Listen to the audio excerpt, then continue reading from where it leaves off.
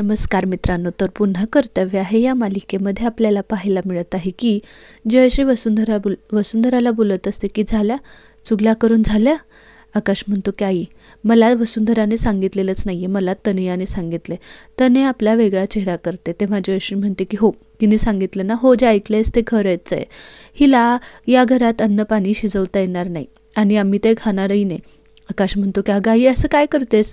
जेवढा माझा या घरावर हक्क आहे तेवढाच तिचासुद्धा या घरावर हक्क आहे. ती या घरातली सून आहे. जयश्री म्हणते की हो, याचा विचार तिने आमची फसवणूक करण्याच्या आधी केला पाहिजे होता. तेव्हा आकाश म्हणतो की बाबा, तुम्ही तरी समजवा ना आईला. माधवराव उठतात आणि म्हणतात की आकाश, तू स्वतःला समजव, स्वतःचे डोळे उघड, बघ तू काय करतोयस ते. अरे, जिची फसवणूक केली तिला तू परत आणलंस घरात. नंतर आकाश जयश्रीला विचारतो की आई, तुझा हा डिसिजन फायनल आहे का? जयश्री म्हणते की हो. ती पुढे काही बोलणार इतक्यात आकाश तिला हातानेच थांबवतो आणि म्हणतो की बास आई, चला वसुंधरा आवर, आपल्याला बाहेर हॉटेलमध्ये जेवायला जायचं आहे. वसुंधरा म्हणते की अहो आकाश, पण बाहेर कशाला?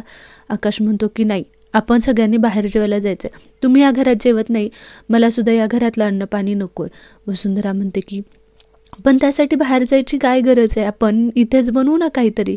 आकाश म्हणतो की तुम्ही ऐकलं नाहीत का, तुम्हाला किचनमध्ये एंट्री नाही आहे. तेव्हा वसुंधरा म्हणते की अहो, आपल्याला किचनची काय गरज आहे. ती म्हणते की थांबा, मी काहीतरी बनवते. तनया लगेच पुढे येऊन म्हणते की ओ हॅलो, ऐकलं नाहीस का, किचनची तुला एंट्री नाही आहे. वसुंधरा म्हणते की हो, आणि आम्हाला किचनची गरजसुद्धा नाही आहे.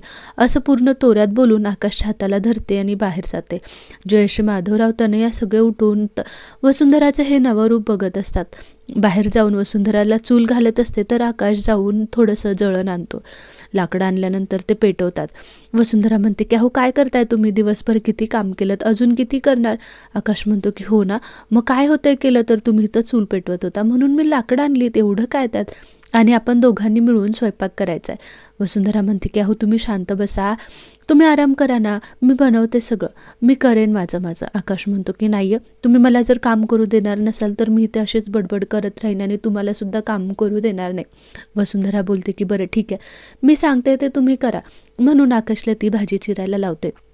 इकडे तनया हा सगळा ड्रामा बघून एका साईडला जाते आणि विशाखाला फोन लावून सांगते की अगं मॉम, ऐकलंस का, इथे ड्रामा चाललाय.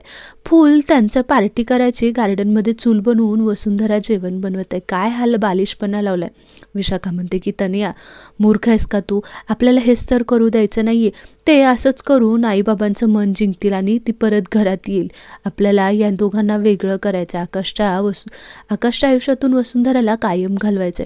मी तुला सांगितले त्या कामासाठी तू लाग, असं म्हणून तनया ओके मॉम म्हणून फोन ठेवते. इकडे आकाश आणि वसुंधरा ज्या पद्धतीने जेवण बघत होते त्या पद्धतीचं जेवण बघून जयश्री खूप जळत होती.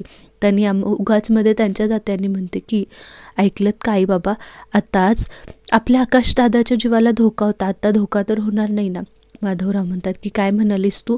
तनया म्हणते की अहो, आकाश दादाला गोळी लागली. नेमकी त्याच वेळी वसुंधरा तिथे कशी गेली? तिनेच तर केलं नसेल ना.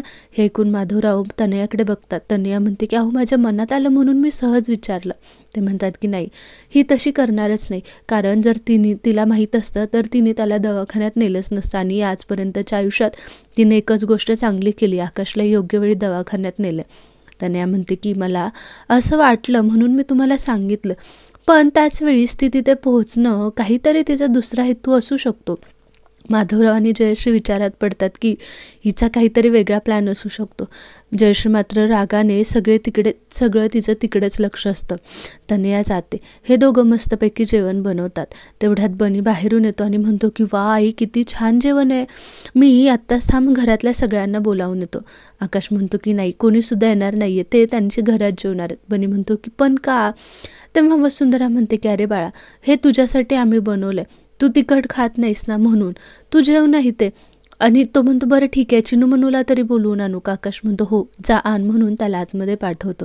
आकाश म्हणतो की वसुंधरा, तुम्ही खाऊन घ्या आधी. वसुंधरा म्हणते की नाही आकाशराव, तुम्ही आधी खावा, दिवसभर काम करून कंटाळला असाल. आकाश म्हणतो की तुम्ही जेवलात का सकाळी?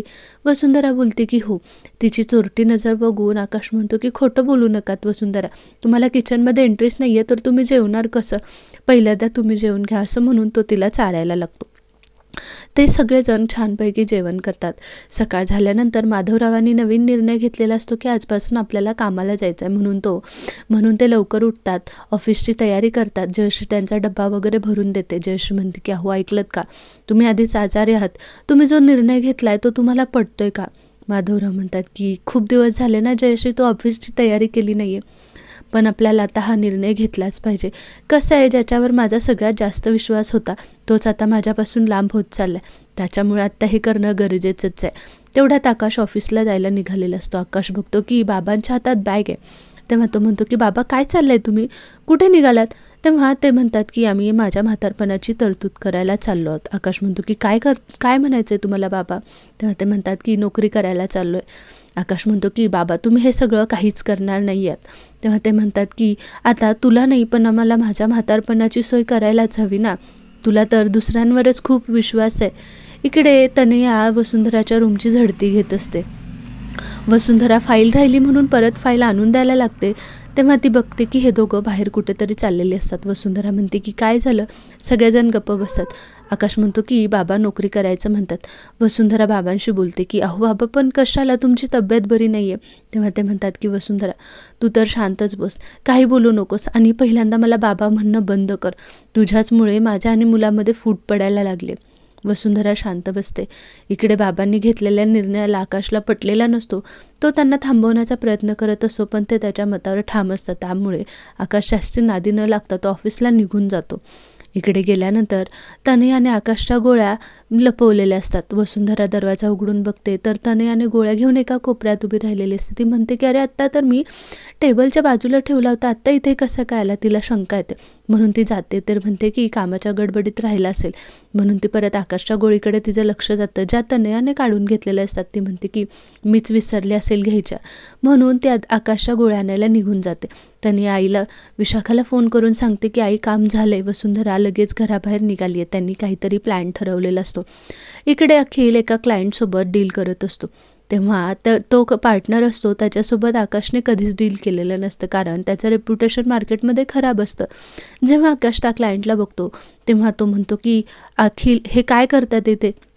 क्लायंट उभा राहतो आणि म्हणतो की तुमचं तर काय आमच्याकडे लक्ष नाही, आमचे फोन उचलत नाहीत, पण तुमच्या भावाने आम्हाला किंमत दिलीत. तेव्हा आकाश तो गेल्यानंतर अखिलला समजायला लागतो की अखिल हे काय करतोयस तू? त्याची मार्केटमध्ये रेप्युटेशन चांगली नाही आहे, तू त्याच्यासोबत काम करू नकोस. ते त्यांनी खूप जणांचे पैसे बुडवले, ते आपल्यासोबत सुद्धा होऊ शकतो. अखिल म्हणतो की दादा तू मला सांगू नकोस, तुला मला मदत करायची नाही आहे, मी माझं काम करतोय, तर तू त्यात कशाला मध्ये येतोयस? माझं मी बघून घेईल, आणि फसवलं तर तो मला फसवेल ना, तो माझा क्लायंट आहे, मी बघून घेईल. तेवढ्यात लकी तिथे येतो आणि म्हणतो की काय झालं? तेव्हा अखिल म्हणतो की दादाला पटत नाही आहे मी त्या क्लायंटसोबत काम करतोय. लकी म्हणतो की आकाश सर तुम्हाला का असं वाटतं? मी या माणसासोबत आधी काम केलं, रेप्युटेशनसुद्धा चांगलं, आणि त्याने आमचे पैसे बुडवले नाही आहेत. अखिल त्याला हेच सांगतो आणि तिथून निघून जातो. आकाशला मात्र हे पटलेलं नसतं. आकाश लकी पुढे येतो आणि लकी म्हणतो की अहो आकाश सर, पण तुमचा माझ्यावर का विश्वास बसत नाही आहे? अहो तो माणूस खरंच चांगला आहे, अहो तो खरंच चांगला आहे, त्याने आमचे पैसे बुडवले नाहीत. आकाश त्याची कॉलर पकडतो आणि म्हणतो की ए लकी, तू आमच्यापासून. लक्की आकाशसोबत बोलत असतो की इतक्याच आकाश लक्कीची कॉलर पकडतो आणि म्हणतो की माझ्या आणि वसुंधरांपासून लांब राहा, नाहीतर मी तुला सोडणार नाही, असं म्हणून त्याला धमकावतो. तेव्हा तो म्हणतो की आकाश सर मला माफ करा, मी काळजीपोटी बोललो. आकाश त्याला धमकावून निघून जातो. तो गेल्या लकी लगेच सोफ्यावर बसतो आणि म्हणतो की तुम्ही ज्या वसुंधराच्या जीवावर उडताय, आता तिचं लवकर टरारा काहीतरी होणार आहे. त्यांनी वसुंधराच्या जीवावर उठेल असं काहीतरी प्लॅन केलेलं असतं. आता ते आपल्याला पुढच्या भागात पाहायला मिळेल. तोपर्यंत तुम्हाला हा व्हिडिओ आवडला असेल तर आपल्या चॅनलला लाईक करायला, शेअर करायला आणि सबस्क्राईब करायला विसरू नका. थँक्यू.